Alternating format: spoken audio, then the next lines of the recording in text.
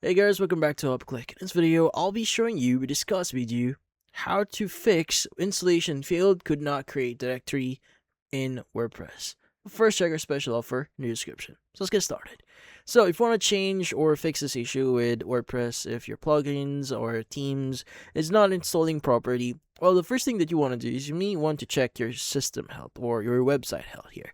So you want to go to your tools at the left side here or your left panel, and you want to go and just choose the option that says site health.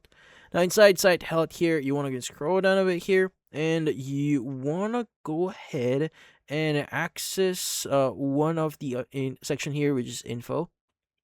So info, look for info. Again, scroll down a bit here, and you want to go and choose file system permissions. Now you want to make sure that everything has a writable permission here. Now, usually if you're having problems with your plugins or your themes here, it's not installing, well, it means that the permissions are not correct. So maybe it's just set to read. So you want to make sure that it's actually set to writable.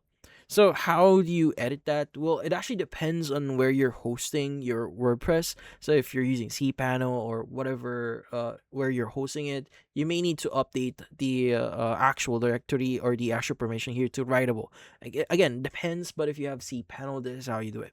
Now, inside your cPanel file manager here, you want to go to your public underscore HTML folder and go to WP content. Now, in this case is where you should be able to see your plugins and themes folder. Now, what you need to do next here is you want to go ahead and basically right click on one of them. So if you're having problems with plugins or themes, or right click on them and just choose the change permissions option. Now, from here, you just need to make sure that write is actually enabled. So just click on the checkbox on it, and it should have a 7 at the very top, very bottom here. So it should have the 755 permission. Just click on change permission to save your changes. And that's about it. So hopefully this video was able to help you like and subscribe to our channel. Thank you for watching.